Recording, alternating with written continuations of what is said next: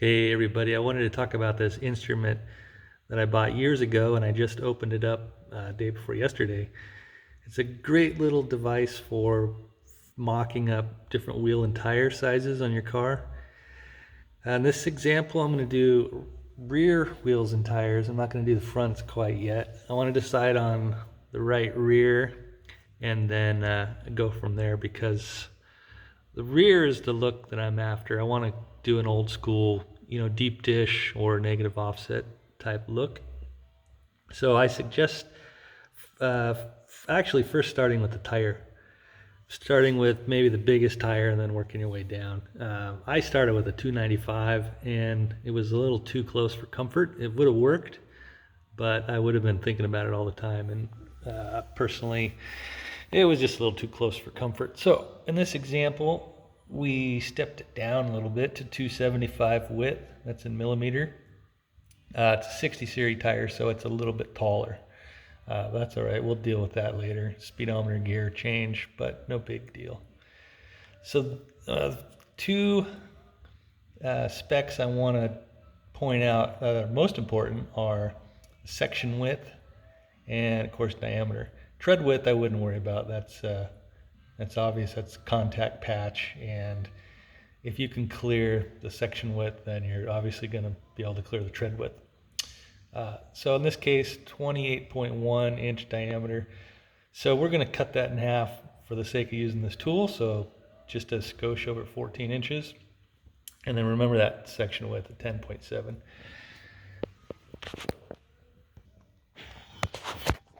So we got our device. This is what it looks like here. This is the hub mounting flange. It's got different holes for different bolt patterns. Then we've got this hoop or bail, which is basically just a piece of electrical wire. It's probably number 14 solid. You need a fatter tire. By the way, the 295/50 used every bit of this. I didn't have any slack left over, so you can always just cut yourself a new hoop, a longer one, if you need to do something larger. There's two adjustments on the side here. Wheel width, there's a little nub and a scale here, and then backspacing, again another nub and a scale. And this portion is your wheel diameter. You can see I've got this one set at the lowest setting, which is 15-inch wheel, which apparently are kind of a dying breed, but it's probably what I'm always going to run on old cars, just because I'm stuck in the past that way. This one will do 22. Again, if you need to do something larger, you put this extension on it and you can go up to 30 inches. Never use that, so I might as well just toss it. So first and foremost, you want to make sure that your brake drum is all the way against the flange or the axle.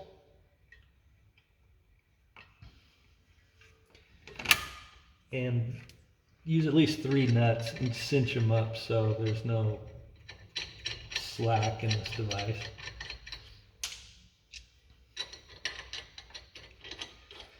By the way, I read some reviews online and a lot of them refer to this as cheap plastic, but honestly, what more do you need? You don't need a titanium or even aluminum wheel scale. We're not launching spaceships here. It's all you need to do is just pay attention to your specs and take careful measurement with your tape measure, and you can use a plumb bob or a torpedo level to make sure that you're not hitting that outermost obstruction here. The innermost in my case is leaf spring, and that's easy enough, but you might also want to consider the inner wheel housing as well.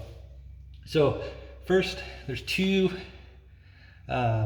terms that get used interchangeably, which is incorrect when it comes to wheels. There is backspacing, which is the distance from the inner flange of the wheel to the mounting flange, right? So when I say inner flange, I mean the inner tire bead. The outside of that bead actually is the flange, not the bead itself. That's about another 1/2 inch inboard. So again, backspace is from the outermost of the flange to the mounting hub. Offset is not backspace. Offset is relative to the center line of the wheel to that backspace. I'm going to show you an example here of a factory Mopar wheel. It's a 14-inch Magnum 500. This one happens to be a 14 by 6. And remember, when we measure a wheel, we measure from the bead to the bead. So that flange adds another ½ an inch on either side. So this 6-inch wheel is actually 7-inch in overall width, right? So I measured backspace on this guy, which ended up being 3½ inches. Again, I just laid a straight edge over the top. I used whatever you got, a piece of cardboard would work, but I used a spirit level, and then just dropped tape measure in, and that put that mounting flange right here at 3½ inches. So remember, offset is the distance from that center line to the backspace. So if your backspace was extra deep, that would push that offset towards the outside of the wheel, the visible side of the wheel. That'd be considered a positive offset. And all modern cars seem to use a positive offset. They're almost flush, right? But old school days, you'll see a negative offset, and that would bring this mounting flange closer towards the inner surface of the wheel. That would give you that deep dish that guys like me are looking for, kind of that old school appeal. If your offset was dead center, in other words, your backspace and your, this is not a term, but you could say front space were equal, that'd be called a neutral offset. So that's enough about that. Oh, one thing I wanted to point out, which is kind of cool, I learned about in auto shop way back in high school, but I haven't thought about it since. But on the inner side of the wheel, there's a raised ridge all along the circumference. That's a safety ridge, right? So if you've lost the bead of your tire, in other words, it was totally deflated and that tire was just flopping around, that safety bead will keep that tire from wanting to fly completely off the wheel. Kind of neat. Some things we don't think about, but part of wheel design, keeps us alive. So anyway, let's try this puppy out. So we got this mounted. Remember, this wheel was what, 26.2 inches in diameter. So I've already done this, so I'm just going to show you real quick. But the radius is half that, so 14.1 inches from this hoop to the center line of the axle shaft. Now we can go ahead and start playing with our wheel width and offset. So I came up with a wheel that had pretty good negative offset. It's an old school torque thrust. It's an original 1960 design. It's not the torque thrust D, which is more of a, I don't know, it's kind of more pillowy spokes, for lack of a better term. These are straight spokes, and it's got a lot of negative offset, so it's gonna have some good dish. So this guy that I picked was 8.5 inch wheel with 3.81 inches of backspacing. So that's gonna result in some pretty good dish. It's like 4 5/8 negative offset. So that's gonna be a pretty cool look, I think. So now let's just make sure it fits and it doesn't rub on anything. So let's, here, let me get a flashlight. You can see I left this, I mocked this up earlier with the original wheel that I got now.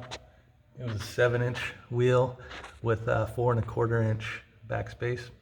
So we're gonna move that now to 8.5.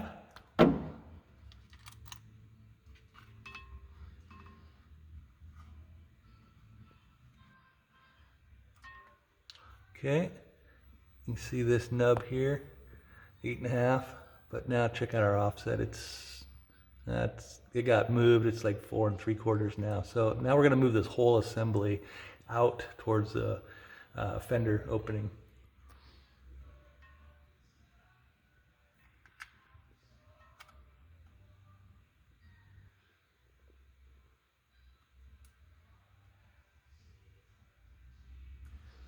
I don't know if you just noticed that, but when I got the offset to where I wanted it at basically 3 7/8, it moved the wheel width.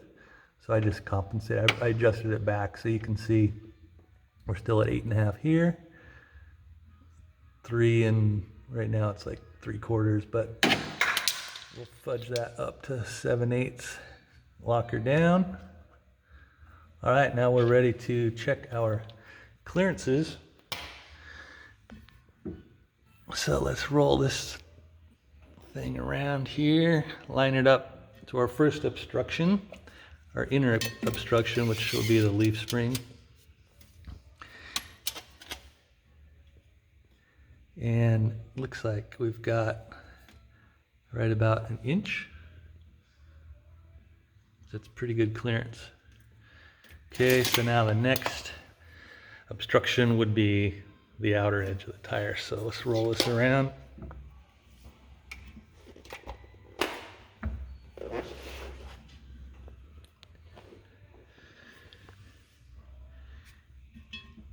And looks like we might get lucky here, barely. This is where the torpedo or the plumb bob would come in. Let's throw this guy up there. Zero out that bubble. Ooh boy, that's close. That's like maybe 1/4 inch. So here's where you want to decide, is that going to be aesthetically pleasing? I don't know, sometimes I think when a tire is too close to the wheel lip, I don't know, it looks like